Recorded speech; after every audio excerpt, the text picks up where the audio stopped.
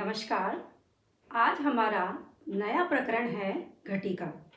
घटिका अर्थात घड़ी।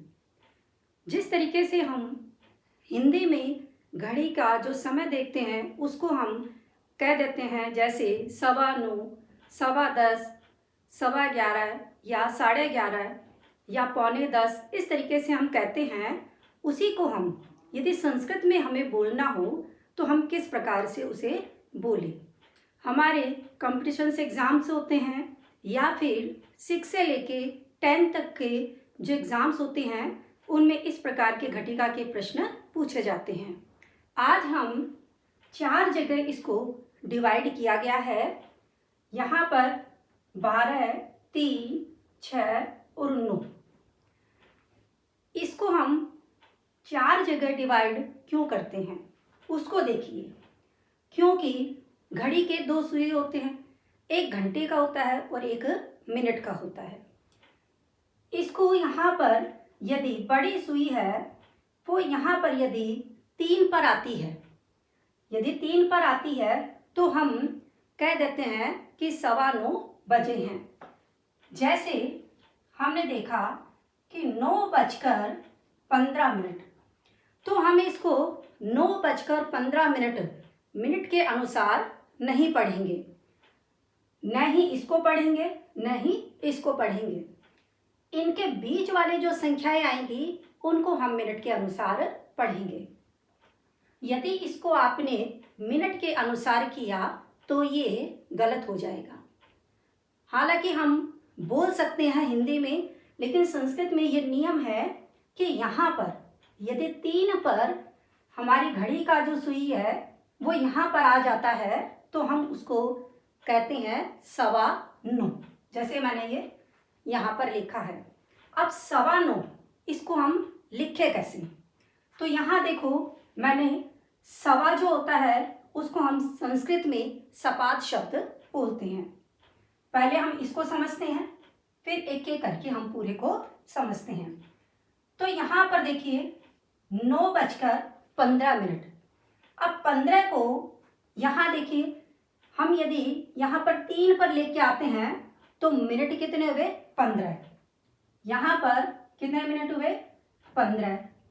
यहाँ पर कितने हो जाते हैं हमारे 30 और यहाँ कितने हो जाते हैं 45 और यहाँ पर हमारे कितने हो जाते हैं 60। अर्थात यहाँ पर जो भी समय होता है वो पूर्ण हो जाता है। तो यहाँ देखिए ये हमारा जो 15 है, क्योंकि 3 पर आया है तो यहाँ मिनट कितने हुए 15 और 15 को यहाँ पर देखते हैं तो इसको हम कहते हैं सपाद। तो 15 को हमने क्या लिखा, यहाँ से उल्टे से चलना है। इसको लिखा हमने सपाद 15 का हो गया, अर्थात सवा का हो गया, क्योंकि हम इसको 9:15 न बोलकर 9:15 बोलेंगे। अब 9:15 बोला तो सवा का तो हमने क्या लिख दिया सपाद। अब यहाँ पर हम संख्या देखते हैं, उसमें 9 को हम क्या कहते हैं 9। अब बजे 9:15 बजे, तो बजे को हम क्या कहते हैं वादनम। ये हमारा आ गया वादनम। कुछ जगह आपको वादने शब्द भी मिलेगा। देखो वादने शब्द यदि हमारा सेंटेंस आता है तो हमें वादने लगाना है, और केवल जैसे हमने यहाँ पर लिखा है वैसे सिंगल शब्द यदि लिखा हुआ है तो हम वहाँ पर वादनम शब्द लिख सकते हैं। इसी तरीके से यदि आ गया हमारा 10:15, अब 10:15 आ गया तो वही सपाद 10 वादनम। इसी तरीके से हम देखें तो 11:15 आ गया तो सपाद 11 वादनम। ये तो हमारा हुआ सवा का, अर्थात 15 पर आएगा, क्योंकि यहाँ पर हमें संख्या जो आएगी वो ये अंदर जो मैंने लिखी है वो वाली संख्याएं आएगी। फिर हम लोग यहाँ पर आते हैं, जैसे मैंने ये लिखा 9:30। हम 9:30 को हम नॉर्मली हिंदी में हम क्या बोल देते हैं 9:30। अब 9:30 यहाँ पर आ गया, तो यहाँ पर देखो 30 है, तो हमने इसको क्या लिखा है, सार्ध। तो 30 को हम क्या लिखेंगे, सार्ध।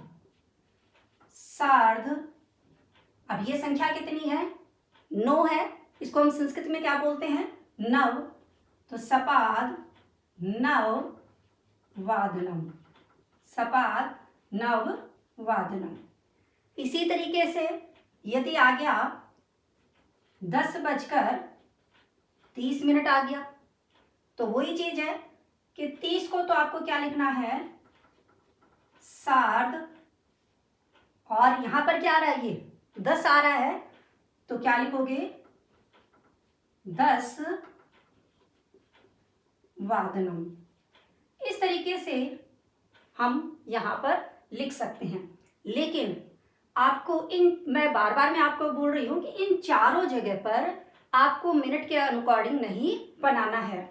आपको यहाँ पर आए तो सपाद शब्द लिखना है। जैसे 15 आ गया, किसी भी संख्या के साथ में 15 आ गया, तो 15 के अनुसार आपको सपाद शब्द ही लगाना है। और यदि 30 आ गया, जैसे मैंने यहाँ पर लिखा है, उसी तरीके से यदि 30 आ जाता है तो आपको क्या लिखना है, सार्ध लिखना है। यहाँ आपको 30 की संख्या नहीं लिखनी है। इसी तरीके से हम 45 का देखते हैं। जैसे हमने लिखा 9:45। अब थोड़ा सा यहाँ आपको विशेष ध्यान रखना है, क्योंकि हम हिंदी में इसको 9:45 कहते हैं। क्या कहते हैं, 9:45, न कि 9:45, क्योंकि एक संख्या है वो आगे चलती है। क्योंकि जहाँ पर 15 मिनट का अंतर होता है वहाँ हम आगे वाली संख्या को बोल देते हैं। तो यहाँ देखिए, यहाँ पर क्या आ रहा है, 45 आ रहा है, ये यहाँ पर 45 आ गया। अब यहाँ पर जो पौन शब्द हम बोलते हैं, पौन को हम संस्कृत में पादोन शब्द कहते हैं। अब यहाँ पर हमारा तरीका वो का वही रहेगा।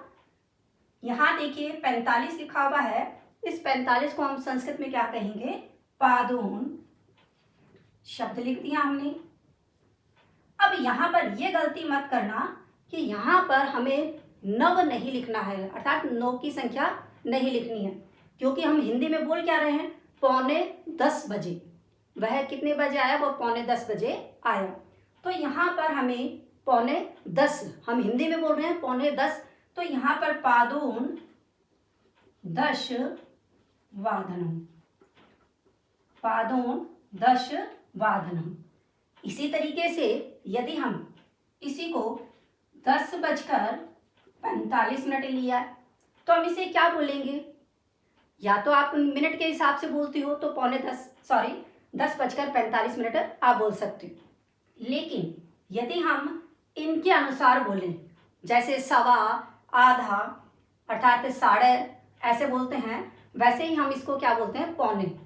तो 9:45 नहीं बोलते, इसको हम बोलते हैं 9:11। तो हम इसको 9:11 बोल रहे हैं, तो हमें 9:11 है, मतलब 11 की संख्या ही लिखनी है। यहाँ कोई अंतर नहीं आएगा। यहाँ तो 45 को हम पादोन शब्द कहते हैं, वो का वो ही लिख देना है, उसमें कहीं पर कोई कमी नहीं आएगी। अब यहाँ पर जो है, यहाँ पर थोड़ा सा विशेष, यहाँ 2 संख्याओं में तो वो का वही लिखना है, लेकिन यहाँ पर आपको थोड़ा सा विशेष ध्यान रखना है। तो पादोन 10 के बाद में क्या आता है, 11। 11 को हम क्या कह देते हैं, एकादश। एकादश, पादोन एकादश वादनम। इस तरीके से हमें केवल पौन वाली, अर्थात जहाँ पर 45 ऐसे संख्या आ रही है, वहाँ पर आपको थोड़ा विशेष ध्यान रखना है। फिर यहाँ पर जितना भी होता है, जैसे हमने कहा 9 बज गए, तो सीधा सीधा है, यहाँ आगे कुछ है नहीं, तो पूरे बज गए, तो यहाँ 9 का लिख दो, नव वादनम।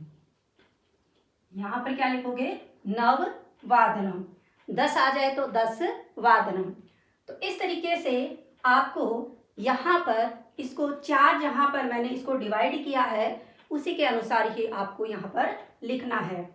जैसे यहाँ पर सपाद, सार्ध, पादोन और यहाँ पर पूर्ण हो जाता है, क्योंकि यहाँ पर जो 1 घंटा है वो कंप्लीट हो जाता है। तो यहाँ पर आपने इसको 4 जगह डिवाइड करके पढ़ा। हमारी जो नेक्स्ट क्लास होगी उसमें हम मिनट के हिसाब से पढ़ेंगे। धन्यवाद।